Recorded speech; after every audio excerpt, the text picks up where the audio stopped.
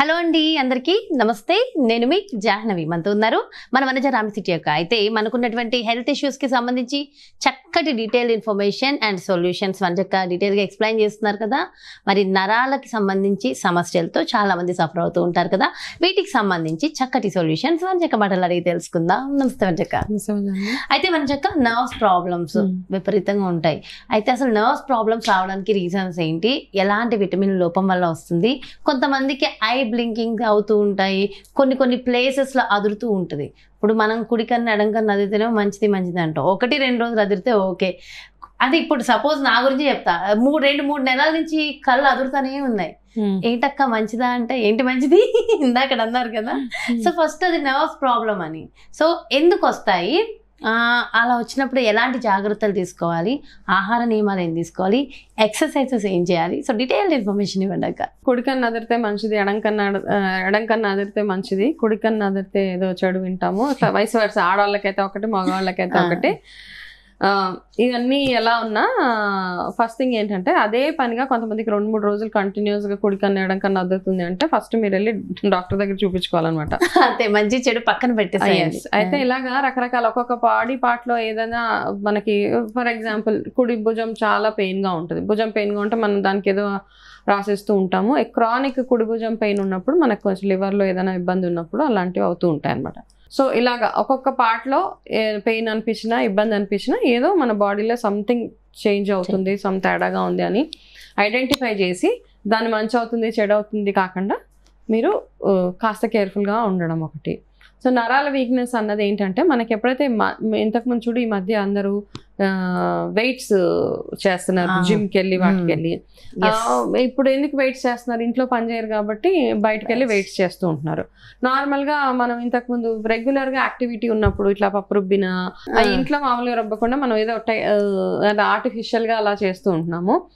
అన్నీ బట్టలు ఉతకడము, జాడించడము, లేవడము, కూర్చోవడము, ఇవన్నీ కాకుండా రెగ్యులర్గా యాక్టివ్గా ఉన్నప్పుడు మనకి ఈ సమస్యలు ఎప్పుడు రాలేదు. ఒకప్పుడు నరాల సమస్యలు అన్నది ఎప్పుడో ఒకరికిద్దరికి ఉండేవి, కానీ ఈ మధ్య కాలంలో చూస్తుంటే నరాల వీక్నెస్ అందరికీ వస్తుంటుంది. ఉండి వేలు టపటపా కదిలిపోతూ ఉంటుంది కొంతమందికి, లేకపోతే కన్ను అలా అదురుతూ ఉంటుంది, లేకపోతే షోల్డర్ అదురుతుంటుంది, లేకపోతే నరాలు అసలు ఓపిక లేనట్టు మనం ఏదైనా కాసేపు మోయలేము, అసలు పట్టుకోలేము. చాలా మందికి షివరింగ్ వస్తూ ఉంటుంది, చాలా మందిలో చూసాను సమస్య. సో ఇవన్నీ వస్తున్నాయి అంటే దీనికి ఏమైనా స్పెసిఫిక్గా ఒక రీజన్ ఉందా అంటే, మెయిన్ థింగ్ ఆహారం. ఫస్ట్ ఫుడ్లో మనం తీసుకోవాల్సిన ఆహారం అంటే ఎంత తింటున్నామని కాదు, మీ క్వాలిటీ ఆఫ్ ఫుడ్ ఎట్లా ఉంది అన్నది అది ఒకటి చాలా అవసరము.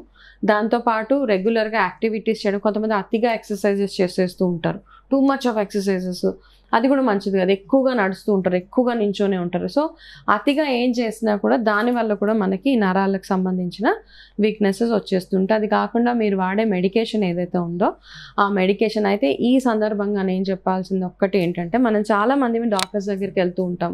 అయితే డాక్టర్ దగ్గరికి వెళ్ళినప్పుడు ఆ డాక్టర్ మనకి మెడికేషన్ ఇచ్చేస్తూ ఉంటారు.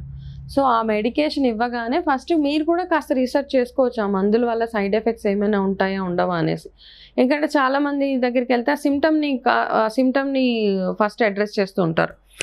అయితే డాక్టర్ అడిగినా అడగకపోయినా మీరు ప్రొయాక్టివ్గా మీరు డాక్టర్ గారికి మీ లైఫ్లో ఎట్లా ఉంది, మీరు ఏం తింటున్నారు, మీ లైఫ్ స్టైల్ ఏంటి, మీకు నిద్ర ఎంతసేపు పడుతుంది, మీకు వేరే ఏమైనా ప్రాబ్లమ్స్ ఉన్నాయి, ఇవన్నీ అంటే ఒక లిస్ట్ ప్రిపేర్ చేసుకొని వెళ్ళండి. మీరు డాక్టర్ దగ్గరికి వెళ్ళినప్పుడు ఏవేవి డిస్కస్ చేయాలి అని డాక్టర్ కానీ ఎవరి దగ్గరికి వెళ్ళినా, న్యూట్రిషనిస్ట్ దగ్గరికి వెళ్ళినా మీ నిద్ర ఎట్లా ఉంది, మీ లైఫ్ స్టైల్ ఏంటి, మీరు ఏం తింటారు, మీరు తినే ఆహారంలో మంచి పోషక విలువలు ఉన్నాయా లేవు, ఇవన్నీ ఫస్ట్ డాక్టర్తో డిస్కస్ చేసిన తర్వాత ఆ తర్వాత ఆయన ఇచ్చే మెడికేషన్ బాగుంటుంది. కొంతమందికి డాక్టర్స్ దగ్గర టైం లేనప్పుడు ఫాస్ట్ టైం చూసుకుని వాళ్ళకి చెప్పడానికి ట్రై చేస్తే అప్పుడు మీకు సరైన మెడికేషన్ ఇవ్వడానికి వాళ్ళకు కూడా అవకాశం ఉంటుంది అన్నమాట. అయితే అక్కడి నుంచి తెచ్చుకున్న మెడిసిన్స్ ఏమేమి సైడ్ ఎఫెక్ట్స్ ఉంటాయి, అతిగా మెడికేషన్ వాడడము, అతిగా పెయిన్ కిల్లర్స్ అవన్నీ వేసుకోవడం వల్ల కూడా ఈ నరాల వీక్నెసెస్ అవి వచ్చేస్తూ ఉంటాయి.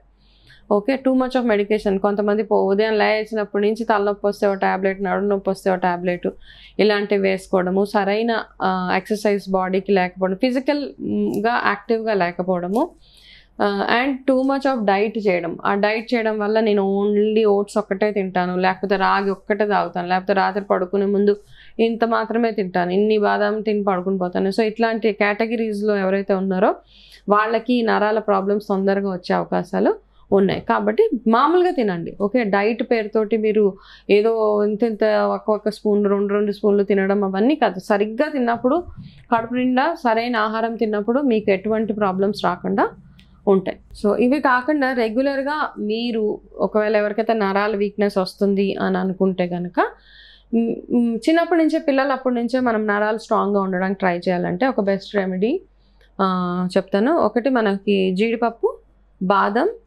కిస్మిస్, వాల్నట్స్ అంటాం కదా మనము, అక్రూట్ అంటాం, ఇవి పిస్తా, ఇవి 5 ఏం చేస్తామంటే కొంచెం రోస్ట్ చేసి దాని ఒక పౌడర్, మెత్తగా పౌడర్ కూడా అక్కర్లేదు, మామూలుగా పౌడర్ చేసి అది డైలీ పిల్లలకి పాలల్లో, ఆ పాలల్లో వేసినప్పుడు కొంచెం ఖర్జూరం కూడా యాడ్ చేసి ఇది వాళ్ళకి తాగిపించడం. పెద్దవాళ్ళు ఫ్రెష్ ఖర్జూరమా? ఫ్రెష్ ఖర్జూరం, ఓకే.